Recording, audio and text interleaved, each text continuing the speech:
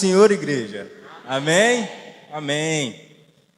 É muito bom estar aqui mais uma vez falando e pregando sobre Cristo. Realmente é algo que tem enchido cada vez mais o meu coração e espero que enche o seu, dia após dia. Mas hoje eu quero começar um culto um pouquinho diferente. Quantos de vocês aqui passaram raiva hoje? Levanta a mãozinha para mim. Alguém levou uma fechada no trânsito? Passou raiva no trabalho? Quantos de vocês hoje? É o normal, gente. É o cotidiano. E a raiva, gente, ela leva a gente a lugares que a gente jamais conheceu dentro do nosso ser. A gente fala o que a gente nunca pensou que falaria. A gente age da maneira que a gente nunca pensou como iria agir. E é esquisito, porque até a forma como o nosso corpo reage é diferente. Seu olho fica mais saltado, sua pressão sobe, suas mãos soam.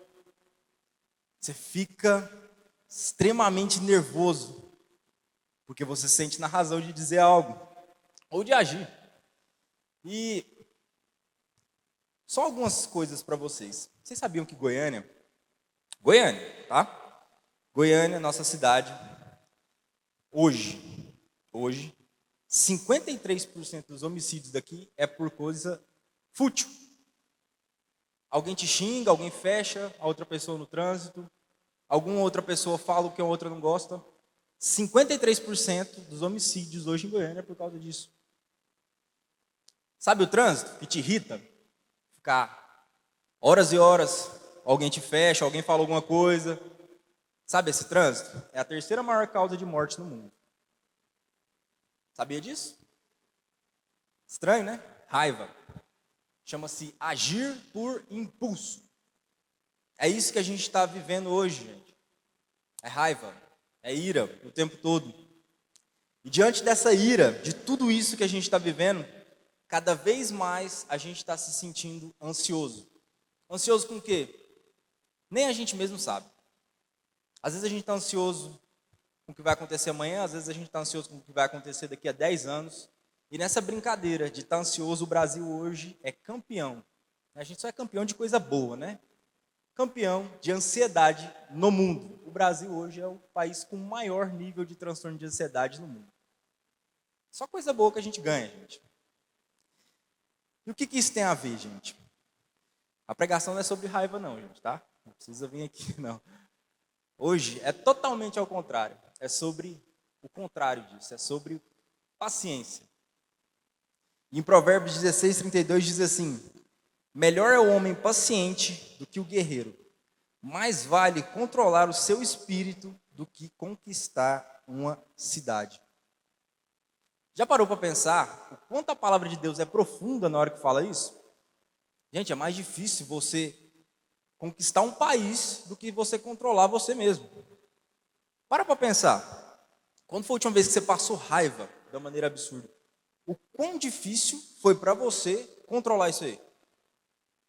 O quão difícil foi para você, quando alguém te fala algo que te dói, controlar e não rebater na hora?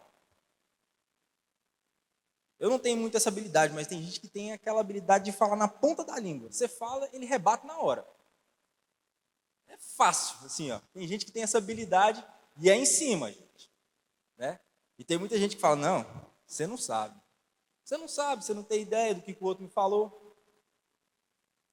E aí eu me pergunto, gente, a Bíblia fala que um dos frutos do Espírito é ser longânimo. O que é ser longânimo? É ser paciente. É ter paciência com as coisas. Mas vocês já pararam para pensar para quê? Para que você tem que ser paciente? Por que você não pode revidar? Por que você não pode dar aquela fechada de volta em quem te fechou? Por que você não pode abrir o vidro e falar para o outro a mesma coisa também? Já pararam para pensar qual que é o propósito de Deus ter falado isso na Bíblia? Eu selecionei só 3 aqui.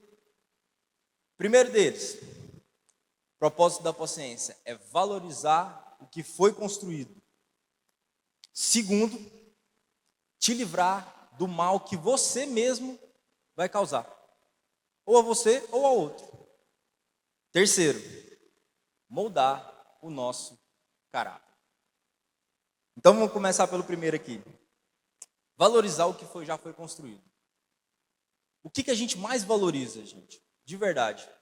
É o que nos custa tempo, suor, sangue e lágrimas. Para você construir uma casa, para você construir uma família, para você construir uma propriedade, para você construir, isso te leva tempo. Aquilo que te é mais valoroso te leva mais tempo. E um dos propósitos da paciência é valorizar isso. É você saber que para ter aquilo, você teve que ter muita paciência. Pergunta às mães. Qual a paciência que uma mãe tem com um filho ou com a filha? Quantas vezes a mãe não contou até 10 antes de jogar a chinela?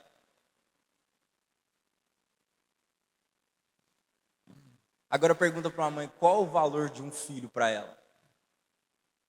Pergunte. Apesar das raivas que ele passa, apesar de inúmeras noites que ela acordou.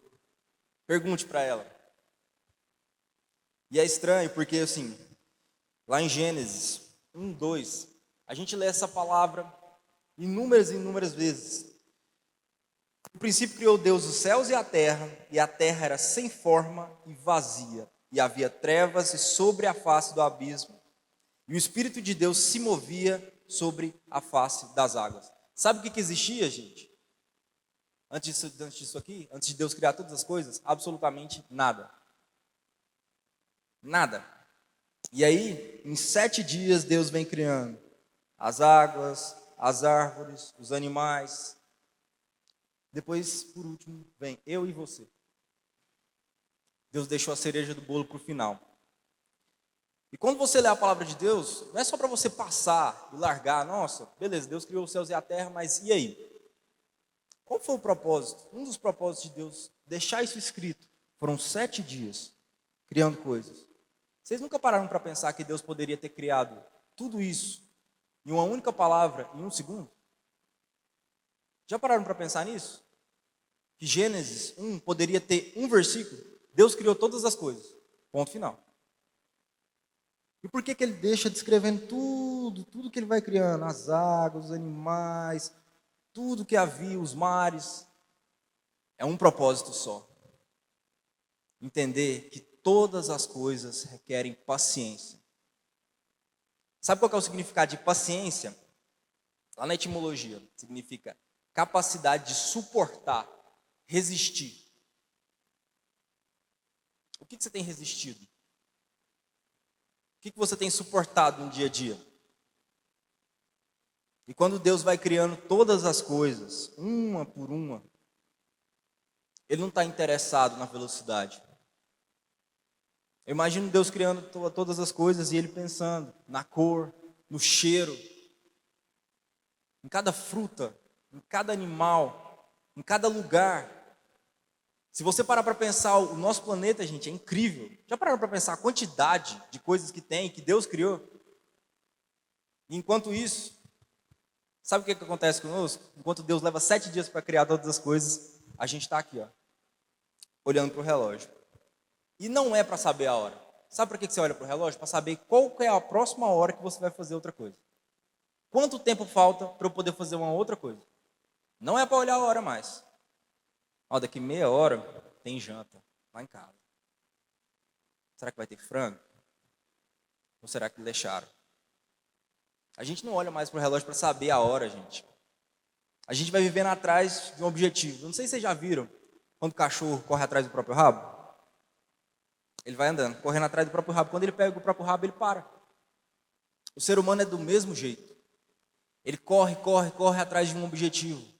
Quando eu for rico, quando eu tiver dinheiro, quando eu tiver uma casa, quando eu emagrecer, ou quando eu engordar, ou quando eu tiver aquilo, ou quando eu tiver um namorado, ou quando eu for casado, a gente tem nossos ICs.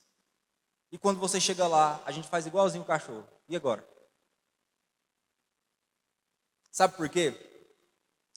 Porque durante esse processo você não aproveitou todas as oportunidades que Deus te deu de ver as coisas. Não tem nada de ruim você querer construir sonhos e objetivos. A grande questão é, o que você vai fazer depois? Por que você não aproveita o caminho? Porque enquanto você está na faculdade, você não aproveita dia após dia que a sua mãe faz um café, ou que você come um pão de queijo gostoso na cantina. Por que você não aproveita esse tempo enquanto você está na escola? Aproveita, gente. São tempos, são fases. E assim como Deus criou os céus e a terra, e tudo que a gente conhece em 7 dias, a nossa vida é feita de fases. E você vai sentir falta de algumas delas. A questão é, você aproveitou o que Deus te deu? É valorizar. É valorizar isso aí.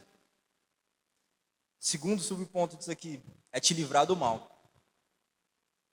Já parou para pensar se você respondesse todas as ofensas que te fizessem? No trânsito, ou em casa, ou pessoas que falam mal de você nas costas?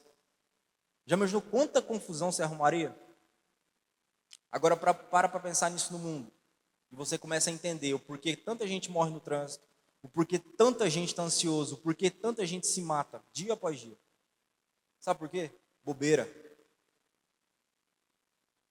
Bobeira. Sabe o que vai acontecer se você responder lá no trânsito? Você vai arrumar uma confusão. O cara vai quebrar seu carro, você vai quebrar o carro dele, você vai para casa com prejuízo e ele também. Sabe o que vai acontecer se você for naquela pessoa que falou mal de você pelas costas? Ela não vai mudar em nada. Você vai tirar a satisfação, aquela pessoa vai te odiar ainda mais e vai continuar falando mal de você. Quando a pessoa fala mal de você, isso diz mais sobre ela do que sobre você mesmo. Ignorar é difícil, meus amigos. E vocês estão falando com alguém que também tem problema em ignorar as coisas. Porque quando alguém te provoca, o sangue sobe. É normal, o sangue sobe mesmo. Você fica nervoso, você quer falar as coisas. Minha mãe, quando eu era mais novo, meu Deus do céu. Nossa, mas era toda vez. Você não vai. Eu vou. Você não vai, eu vou. O sangue sobe, gente. Em toda fase tem uma mãe. Quando você é mais novo é sua mãe. Quando você vai ficando mais velho é seu chefe. Toda fase tem alguém para te dizer, não vai. E aprenda a conviver. Aprenda a ser longânimo e paciente. Sabe por quê? Porque um dia você vai ter que dizer não para alguém também. E vai ter que entender. E é esse o terceiro subtipo aqui que eu quero falar. É sobre moldar o seu caráter. Tem muita gente que fala assim, eu sou ruim mesmo. Bateu, levou. E tem orgulho disso, sabe? O que você ganha respondendo toda vez? De verdade mesmo. O que você ganha falando? E hoje a onda é, falou mal, eu vou no Twitter e vou criticar. Vou lançar lá, vou falar no Instagram. Sabe o que você ganha? Ansiedade. Sabe o que você ganha? Rancor. Sabe o que você ganha? Mágoa. Sabe o que você ganha? Peso para carregar. É peso. E aí você vai criando um ódio, raiva. No final, quem tem prejuízo é você. A outra pessoa está dormindo tranquila. Está em paz. Aproveite, meus irmãos, os pequenos começos. Esqueça as provocações. Deixa de lado. É difícil, não é fácil. Sabe por quê? Tudo isso? Porque a paciência muda o curso da sua história. E da minha também. Sabe o que acontece quando você não provoca? Quando você não responde aquela provocação no trânsito? Você vai para casa, o cara vai também. E tá tudo bem. Você chega em casa e come ele também. Sabe o que acontece quando você não vai tirar satisfação com aquela pessoa? Você fica em paz. E ela também. Sabe o que acontece quando você escolhe não responder quando você está com raiva? A hora que você passa a sua raiva, você pensa, se eu tivesse falado, teria sido pior. Já parou para pensar a quantidade de coisas que você teria evitado de problema se você não tivesse falado com raiva? E isso eu me incluo demais. Porque lidar com pessoas não é fácil. É todo dia um problema. E o motivo? Cada um de nós foi criado de um jeito. Tem uns que foram criados mais soltos, tem uns que foram criados mais rígidos, tem uns que falam mais, tem uns que falam menos, tem uns que te irritam mais, tem uns que te irritam menos. E isso, meus irmãos, é para você aprender a conviver com a diferença. Você ser paciente não quer dizer você ser frouxo. Não tem nada a ver com isso. É você entender que o que a pessoa te fala ou te faz não pode mudar quem você é. Se você escolheu vir para a igreja, carregar o rótulo de cristão, então comporte-se como tal. E vou te falar, não é fácil. Mas não é fácil mesmo. Sabe o que poderia ter mudado a história? Se Jesus, no meio da crucificação, tivesse dito: não quero mais, Pai. Mateus, Lucas, Marcos não existiria. Eu e você não estaríamos aqui hoje. Sabe o que aconteceria se Moisés, carregando mais de 1 milhão de pessoas que reclamavam demais, era dia e noite reclamação, no meio de um deserto, um calor, todo mundo reclamando, não tinha um churrasco? Já pararam para pensar? Se ele tivesse falado, ô Deus, você se vira com esse povo aí que eu estou capando o gato de volta para o meu sogro ali, eu não vou ficar com esse povo não, o povo chato. Sabe o que teria acontecido hoje? A nação de Israel não existiria. A paciência muda a história, isso é bíblico. Sabe Davi? Quem aqui conhece o rei Davi? Sabe a bandeirinha que tem de Israel? É o rei mais conhecido da história. E foi o rei mais paciente. Sabe por quê? Porque quando Davi foi chamado para ser rei, Saul ainda era rei. E Saul começou a perseguir Davi para matar. Sabe o que Davi fez em inúmeras oportunidades que ele poderia ter matado? Nada. Absolutamente nada. Diz uma coisa: se alguém que fala mal de você pelas costas, alguém que quer te matar, alguém que está no seu lugar de direito, se tivesse a oportunidade de eliminar essa pessoa, você eliminaria? E aí? Sabe o que Davi fez? Não é comigo a justiça, é lá em cima. E quando você começa a pensar desse jeito, as coisas começam a mudar. O seu campo de vista muda, sabe por quê? Porque você não se preocupa, você não perde mais tempo pensando, como é que eu vou fazer para revidar aquilo ali? Como é que eu vou fazer para aquela pessoa que me fez mal? Você perde seu tempo se preocupando com as suas próprias coisas. Você perde seu tempo se preocupando com o seu futuro. Você gasta a sua mente com coisas que fazem bem para você e para sua casa. A paciência muda os cursos da sua história. E deixa eu te dizer algo. A paciência ela é como uma bússola. Você sabe o que é uma bússola? Vocês sabem? Amém? Para onde é que a bússola aponta? Vocês falaram que sabia? Para o norte, tá? A bússola aponta para o norte. Como cristãos, o nosso norte chama-se Jesus Cristo. Os comportamentos que guiam você dia após dia tem que ser comportamentos que Cristo faria. Então, todas as vezes que você estiver numa situação que te exija ter paciência, aponta para o norte e vê o que Jesus faria. Jesus tacaria o sapato em alguém? Fecharia alguém de volta? Jesus falaria mal dos outros pelas costas? Jesus, no momento de ira, falaria exatamente tudo o que está pensando? E quando eu digo isso, eu digo para pai, para mãe, para namorado. Tem gente que desconta no cachorro. Gente, a hora que você estiver com raiva é o melhor momento para você ficar sozinho. Esse é o melhor momento. Porque a raiva uma hora passa. Agora as consequências do que você faz, meu amigo, uma palavra dita ela não volta. Às vezes as consequências das ações também não. O que você faz, o que você fala. É difícil, gente. É igual quebrar um vidro. Nunca mais volta a mesma coisa. Então pensa bem. Aponta para o norte todo santo dia. Levanta da cama. Coloca os pés, lava a cara e pensa: o que Jesus faria hoje? E vão ter dias que vão ser mais difíceis que os outros. Porque nem todo dia você está com um sorriso de cara a cara, de orelha a orelha.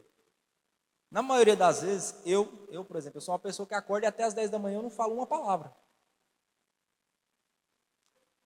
Tem gente que acorda e não gosta de conversar, tem gente que acorda e não gosta de falar. Entendeu? E é o normal, gente. Respeite. Tem dia que você está com raiva mesmo. Motivos nem você sabe. E nesses dias, pense 2, 3 vezes. Não só você, mas quando você vê que tem alguém mais quieto, deixa a pessoa no canto dela. Não fica futucando, não. Dê a oportunidade dela crescer e moldar o próprio caráter. E deixa eu te perguntar. Diante de tudo isso, diante de saber que a gente tem inúmeras oportunidades de usar a paciência que Deus nos deu, você sabe aonde a paciência pode te levar? Você tem ideia do que a paciência pode fazer com você? Porque é simples falar: beleza, eu vou sair daqui, vou para minha semana, mas o que vai acontecer se eu escolher ser mais paciente lá na frente? Por que eu tenho que ser assim? Eu sou irritado mesmo, a vida toda eu fui assim. Qual que é a consequência? O que eu ganho com isso? Eu queria que vocês abrissem comigo em Romanos 5, do versículo 3 ao 5. Henrique, se tiver aí, se você puder pôr aqui.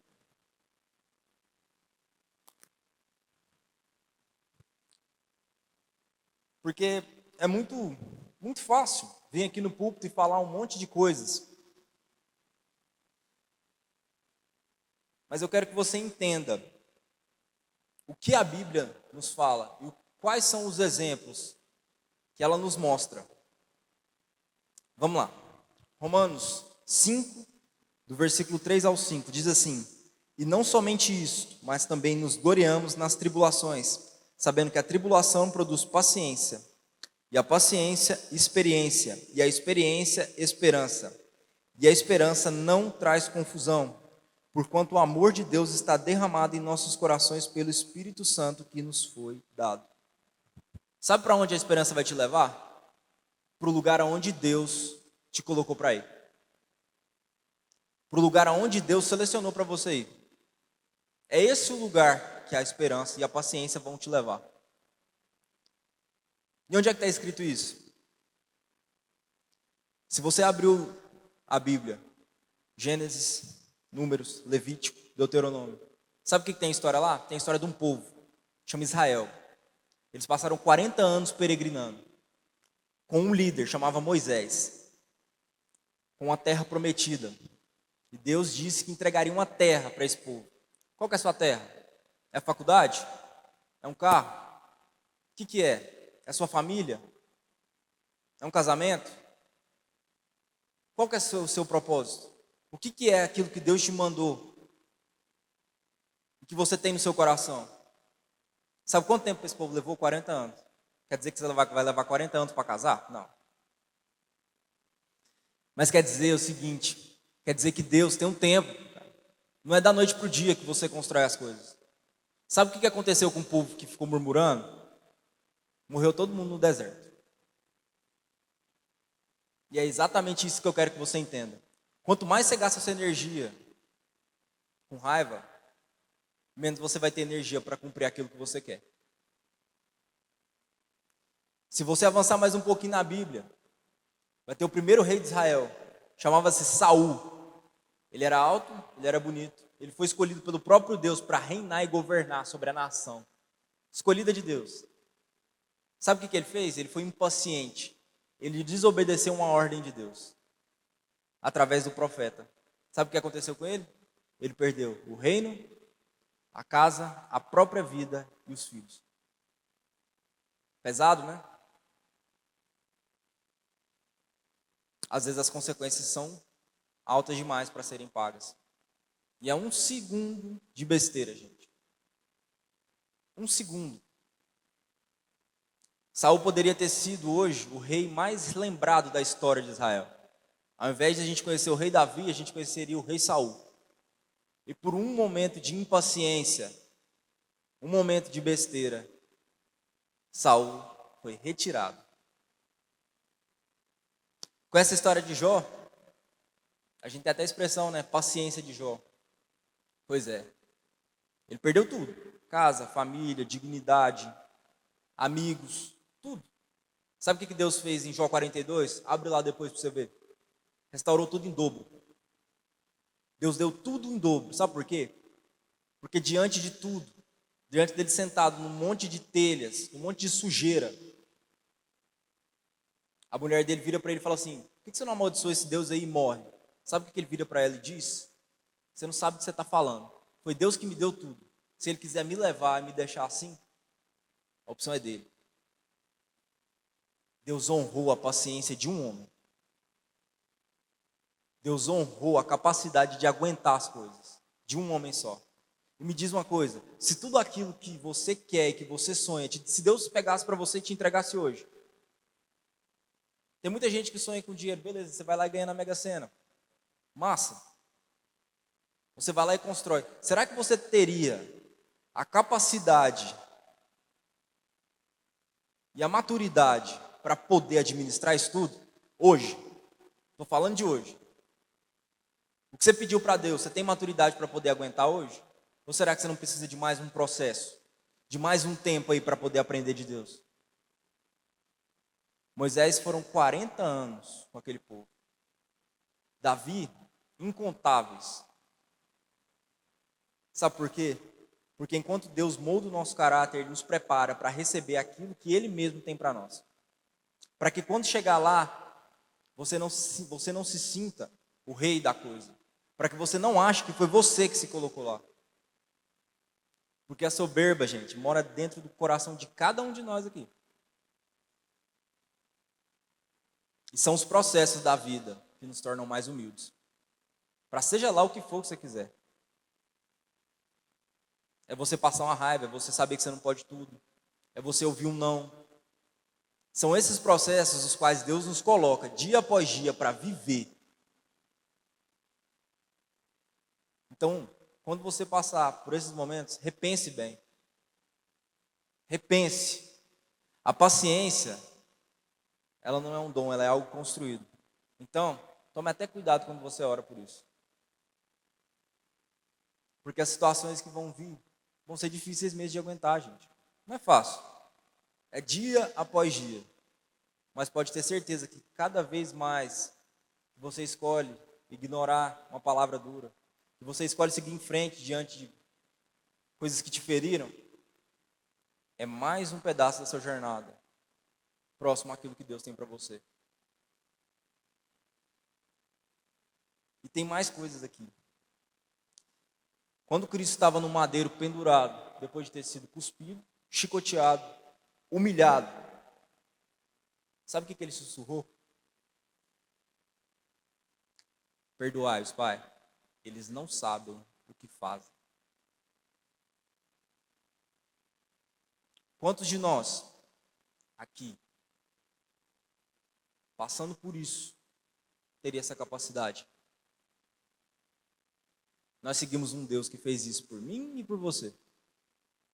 Nós seguimos um Deus que dia após dia é paciente com as minhas e com as suas chatices. Que escolheu estar numa cruz para que eu e você estivéssemos aqui hoje, conversando, comendo um bolo, conversando fiado, honrando o nome dele. Então deixa eu te dizer algo, seja paciente. Seja paciente dia após dia. Escolha. Você escolha. Não adianta você falar que é algo que é entregue, que é dom. Tem gente que tem um pouco mais, tem gente que tem um pouco menos. Mas se você construir isso dia após dia, eu te garanto que as consequências da sua paciência vão te deixar cada vez mais próximo daquilo que você sonha. E se a paciência é um fruto do Espírito, só existe 3 formas de a gente alcançar isso. Palavra de Deus, Bíblia, oração e comunhão. É estar aqui, ó, na igreja também. Sabe por quê? Primeira palavra, quanto mais você lê a Bíblia, quanto mais você busca entender, quanto mais você vai e entende as histórias e vai procurando entender, mais você conhece o Deus que você serve, mais você muda a sua experiência diante de tudo. Quanto mais você ora, mais comunhão você tem com aquele que criou todas as coisas, inclusive a paciência. E por último, a comunhão. Quanto mais tempo você gasta na igreja, mais tempo você está com pessoas que querem chegar no mesmo objetivo que você. São frutos do Espírito. Quer crescer em Deus. Quer melhorar, quer ser mais paciente. Dia após dia, gente. Palavra, igreja, oração, jejum. É dia a dia. É dia a dia, gente. É caminhar. E eu vou repetir algo. A paciência não é inércia. Não é você ficar parado quando te agridem. Não é você ser frouxo diante das situações. É você ter certeza que diante de qualquer situação, você sendo injustiçado, você sendo humilhado, ou para aquelas pessoas que conseguem tocar no mais profundo da sua ira, aquilo ali não vai mudar quem você é. E você quer saber quem você é? Você é filho de Deus. Você é filho de Deus. Você hoje tem livre acesso ao trono do Pai. Você tem livre acesso a todas as coisas as quais Cristo nos deu por herança. Queria que você ficasse de pé.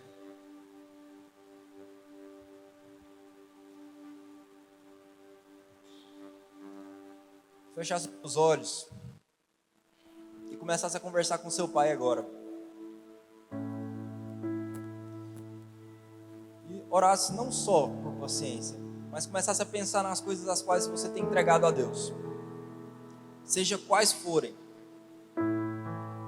Há quanto tempo você está orando? Há quanto tempo você tem esperado?